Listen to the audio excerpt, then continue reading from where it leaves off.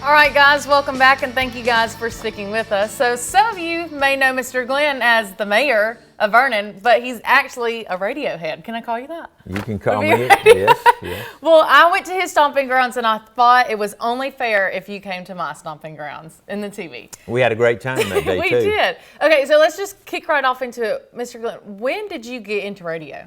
I got into radio back in 2004. Okay. I purchased a local radio station in Vernon.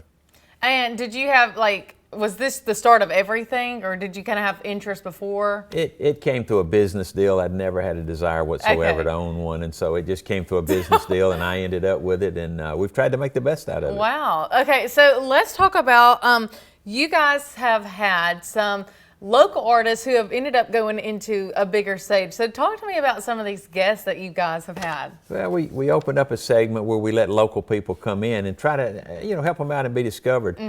We did have Colin Style drop by right before he went to the California round. And just a few weeks ago interviewed Miss Jennifer, who is on there now at American Idol. And I had her on a voice only, but we got to interview her on the station. Yeah. And we've had some other pretty high up folks come through. So how is it seeing them at their youngest, most vulnerable, I guess, self, and then seeing them go on the big stage? Well, it's neat to see the change because, they come in, they've really never been around that environment before. They've sang a little bit, but to talk about going out into the big world and being a big artist, it's really cool. Of course, I got the autograph before they left as well, just in case. Yeah, just in case. Okay, so talk to me about some of the changes you've seen in radio since you started. Well, radio changes all the time. It has gone to streaming on the internet. It's probably one of the biggest things to access. We've put the vinyl records away, and now we play strictly off the internet music that we store. We used to have a lot of artists came by radio stations just to get their music out. But now we see them, we have to invite them because there's so many shows and all going on, and it's all a digital world.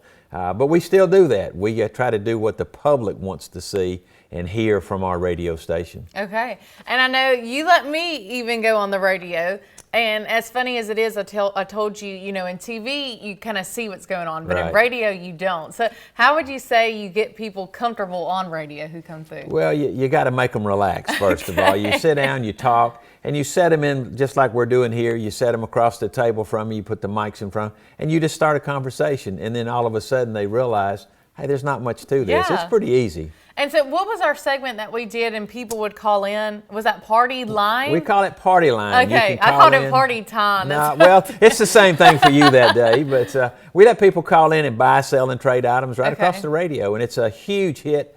We've sold stuff all the way from Las Vegas to down in Florida. We've had people from Africa listen to it on the streaming system. So it's a big show. It's a lot of fun, and people locally get to play in it. So what do you think is going to be next for your radio career?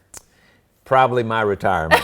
No, you can't tell us that. We have some other things that we're looking into. I had opportunity to interview a big sports legend. Okay. And so I'm trying to work into some other fields like that. Gotcha.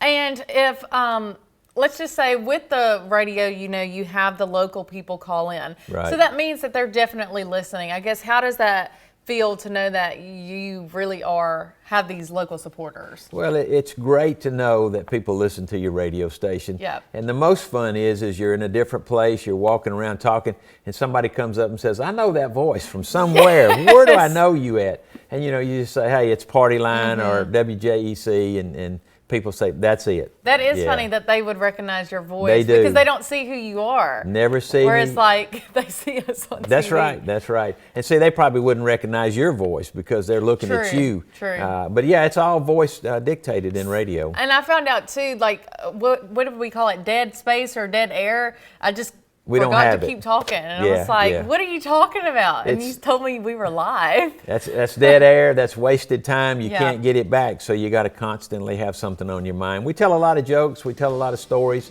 and we get into some things that just people can't believe happen on radio. All right, well, perfect. Thank you, Mr. Glenn, for joining me in studio. We'll be right back after the break.